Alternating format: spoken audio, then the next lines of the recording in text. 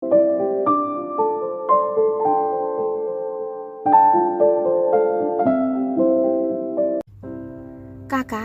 aku akan turun dan menunggumu di bawah ya. Perjamuan malam akan segera dimulai. Segeralah turun setelah kau selesai berpakaian. Oke, terdengar suara Alicia dari dalam kamar mandi. Saat Marsha mendengar jawabannya, dia langsung membalikkan badan dan bergegas pergi. Dia sengaja ingin memulai perjamuannya lebih awal, sehingga semua tamu dapat melihat penampilan Alicia yang jelek. Dengan begitu, mustahil ada kesempatan bagi Alicia dan Dylan.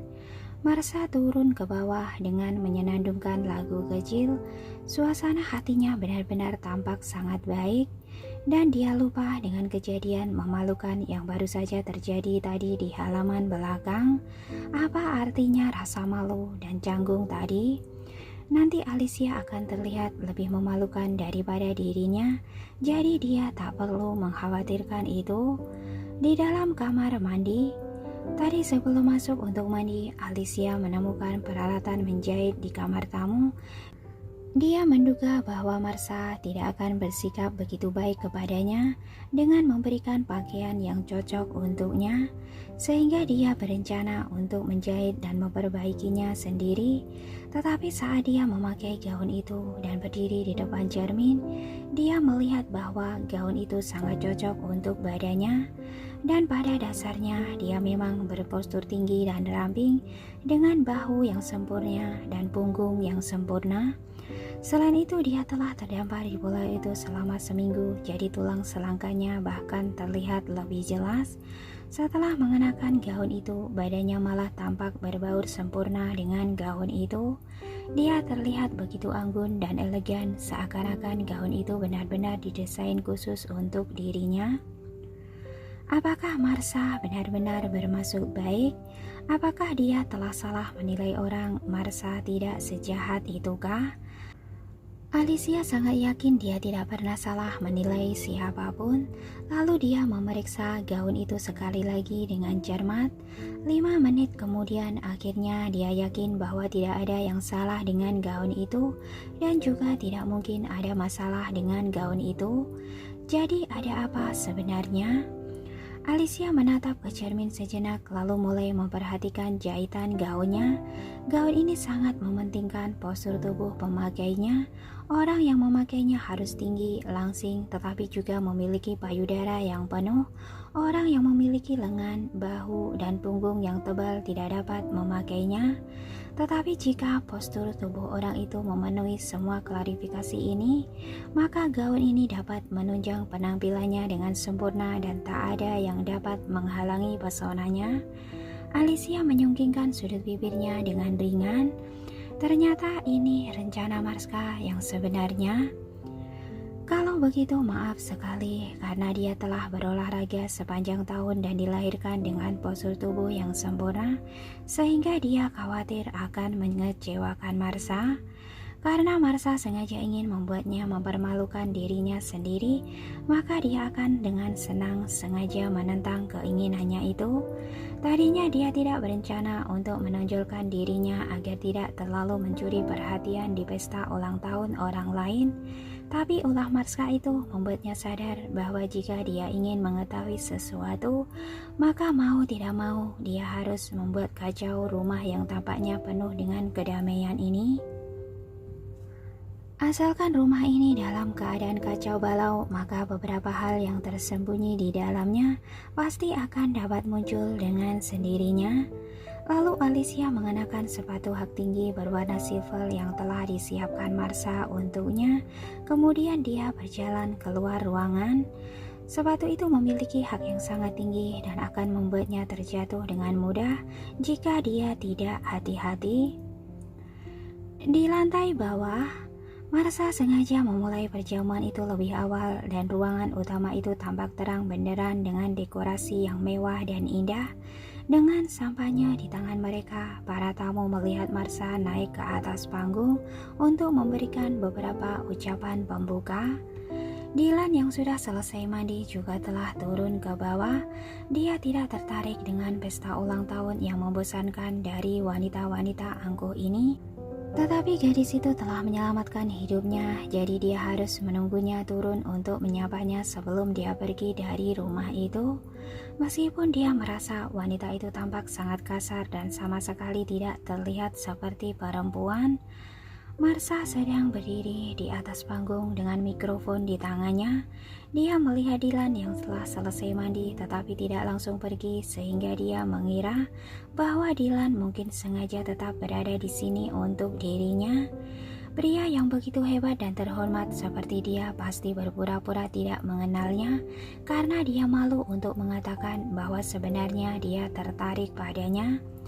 Pasti begitu. Dylan memang sangat mulia dan dia tidak bisa membiarkan seseorang yang mulia seperti Dylan menyapanya duluan. Jadi dia langsung menyapa Dylan segera setelah dia membuka ucapan pembukanya. Selamat malam semuanya. Selamat datang di pesta ulang tahunku. Aku sangat senang melihatmu datang ke pesta ulang tahunku, ujarnya sambil menatap Dylan dengan penuh kasih sayang. Dylan hanya merasa aneh dengan ucapannya itu. Siapakah wanita ini sebenarnya? Setiap kali berbicara selalu tampak seperti telah mengenalnya dengan baik-baik. Benar-benar tidak nyaman sama sekali. Ngomong-ngomong, mengapa gadis kasar itu belum juga turun? Dan di sini topik yang dibahas oleh Marsha terus berputar-putar mengenai Dylan karena dia takut orang tidak tahu bahwa Dylan ada hadir di pesta ulang tahunnya. Dan pada saat yang sama, seorang pelayan menghampirinya dan berbisik di telinganya, Nona Diaz sedang berjalan ke sini. Bagus sekali. Nyalakan semua lampu yang ada di atas tangga spiral itu. Dia ingin semua orang memperhatikan betapa memalunya Alicia, si itik jelek itu. Iya Nona, jawab pelayan itu. Lampu di tangga spiral dari lantai pertama sampai lantai kedua dinyalakan, dan siapapun yang berdiri di sana saat ini pasti akan menarik perhatian semua orang karena tangga itu begitu terang seperti panggung. Panggung yang begitu terang. Hanya saja bukan seorang putri yang berdiri di atas panggung itu, tetapi seorang badut, dan semua orang hanya akan menertawakannya. Lalu Marsha dengan bersemangat kembali ke panggung untuk mengambil mikrofon dan berkata, nyatanya, hari ini memang hari yang sangat baik. Selain hari ulang tahunku, ini juga merupakan pertama kalinya kakak tiriku pulang ke rumah ini setelah 10 tahun yang lalu. Dia culik dan dijual. Keberadaannya tidak diketahui. Dan hari ini, dia telah kembali ke rumah kami dari pedesaan. Dan aku merasa sangat senang. Begitu dia selesai mengucapkan kata-kata itu, tiba-tiba didengar suara derap langkah kaki dari tangga lantai 2. Tuk, tuk, tuk. Itu adalah suara sepatu hak tinggi yang menyentuh lantai. Marsha mencoba sekuat tenaga untuk menahan senyum sudut mulutnya sehingga membuat ekspresi wajahnya tampak aneh karena wajahnya terlihat agak bengkok dan sangat jelek. Tetapi dia tidak menyadarinya, lalu dia mengangkat tangan kanannya ke arah tangga dan berkata, sekarang tolong bergabunglah bersamaku untuk memberikan tepuk tangan yang meriah atas kedatangan kakakku. Para tamu yang tidak terlalu mengetahui kebenarannya mengangkat tangan untuk bertemu tangan dengan asal-asalan, tepuk tangan yang tidak terlalu meriah dan antusias. Apa yang perlu disambut oleh mereka hanya seorang pengemis dari pedesaan saja kan? Jika bukan karena rumah Marsha berada di salah satu sudut ibu kota dan kehadiran Dylan di sana, mereka juga tidak mau repot-repot melihat ke arah tangga itu karena khawatir mencemari pandangan mereka. Dengan status dan reputasi mereka yang begitu terpandang, apa perlunya bagi mereka untuk memperhatikan seorang pengemis? Di lantai atas, Alicia telah mendengar semua yang dikatakan oleh Marsha. Dia mengangkat alisnya sedikit dan sepasang matanya yang jernih mengabaikan ejekan itu. Begitu tergesa-gesakah mereka ingin melihat dia mempermalukan dirinya sendiri? Marsha tidak pernah merasa bangga dengan penampilannya karena masalah fisik dan kulit ini adalah hal yang tidak dapat diandalkan. Tetapi sekarang dia begitu berharap Marsha melihat penampilannya. Alicia menurunkan bulu matanya dengan menahan semua emosi di matanya. Dia mengangkat gaun bagian bawahnya dengan kedua tangannya saat menuruni anak tangga pertama dengan mantap. Hal pertama yang dilihat semua orang adalah sepasang kaki mulus dan seputih giok yang mengenakan sepatu berhak tinggi dari desainer Jimmy Coo. Jari-jari kakinya yang kecil dan imut terlihat di depan sepatu yang memiliki model terbuka.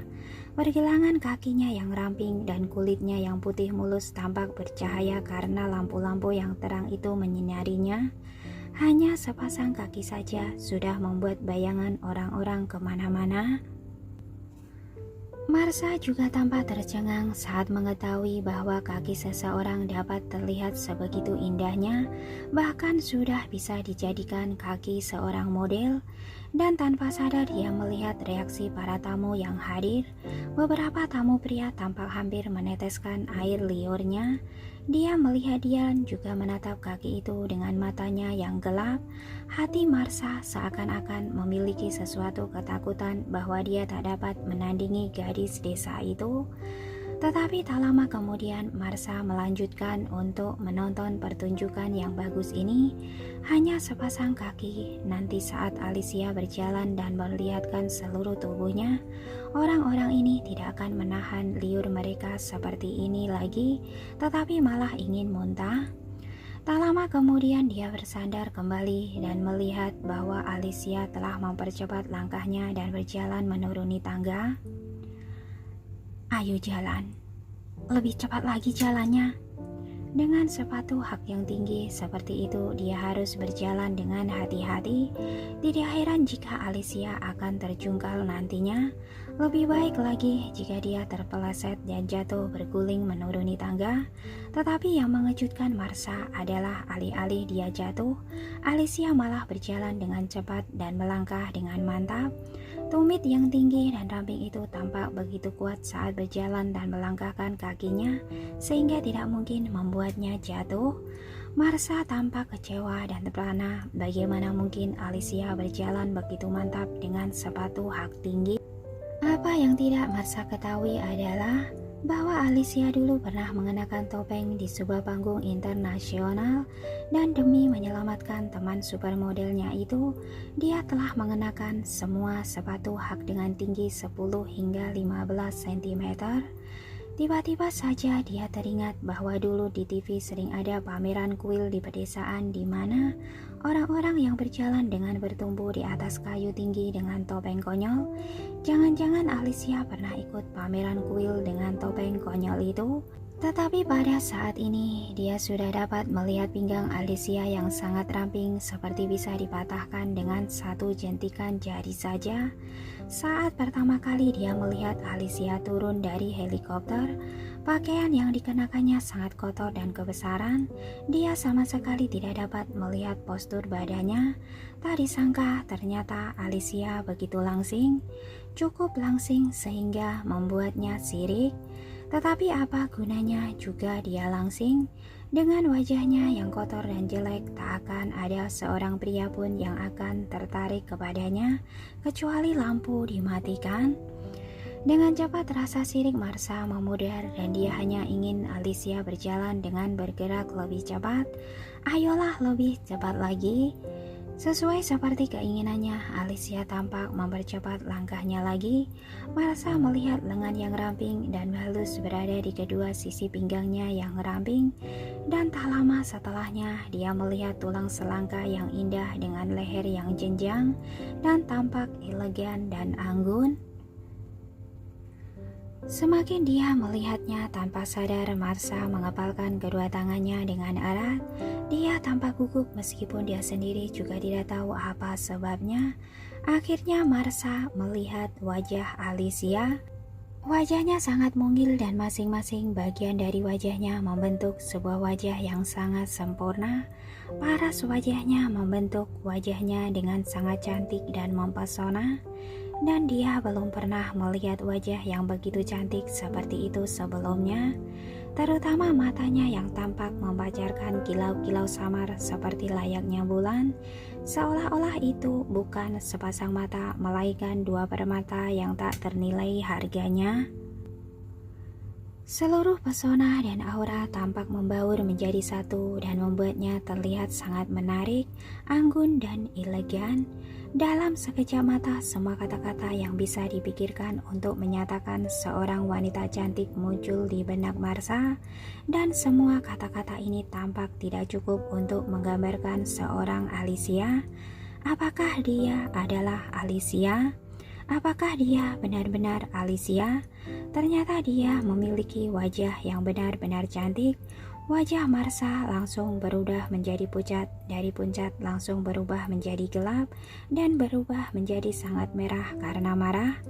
Alicia terlihat sangat cantik sekali, dan dia sendiri juga telah memberikan Alicia gaun termahal yang terlihat sangat cocok dipakai oleh Alicia.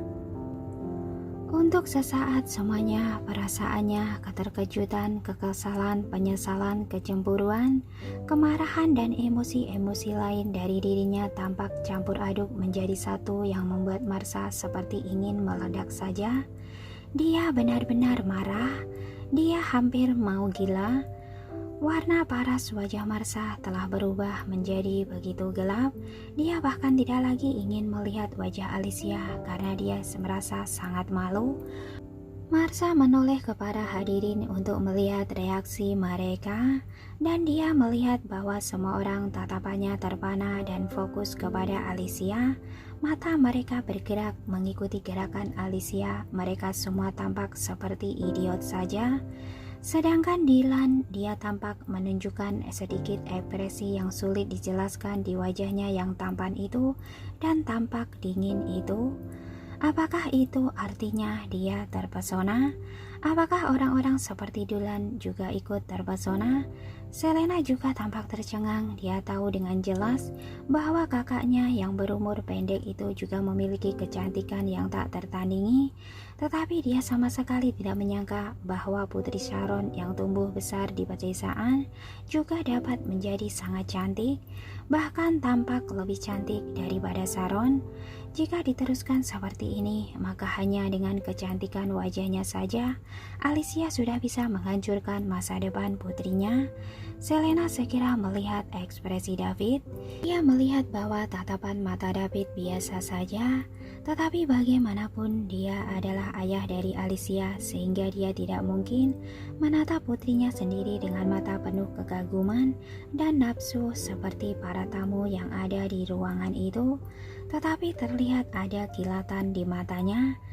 Jika sesuai dengan pemahaman Selena terhadap sifat David, maka dengan sangat yakin dia dapat mengatakan bahwa David sekarang pasti merasa seperti telah memperoleh harta karun. Tiba-tiba saja dia memiliki seorang putri dengan kecantikan yang sangat luar biasa. David pasti sangat senang. Ini tidak boleh terjadi.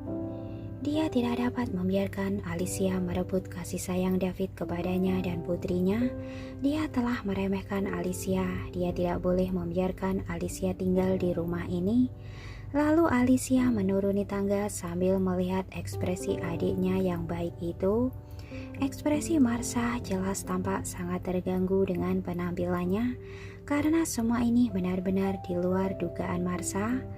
Alicia bahkan percaya jika saja tempat itu tidak penuh dengan tamu, Marsha mungkin sudah menghampirinya untuk mencakar wajahnya. Kadang kecemburuan hati seorang gadis bisa lebih menakutkan daripada ledakan bom atom. Alicia pura-pura tidak mengerti dengan ekspresi di wajah Marsha. Dia berjalan mendekat dan dengan tersenyum dia bertanya kepadanya, "Adikku, aku ucapkan selamat ulang tahun untukmu, tetapi ada apa dengan dirimu?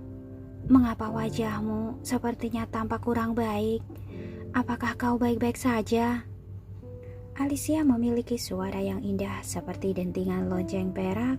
Ketika dia berbicara terdengar seperti lantunan melodi dan suara gemericik air yang indah.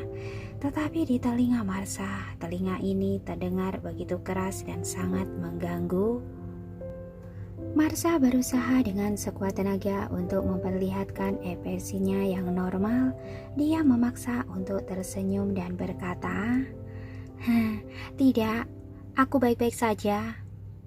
"Baguslah jika kau baik-baik saja. Ngomong-ngomong, gaun yang kau pinjamkan kepadaku ini sangat cantik dan cocok."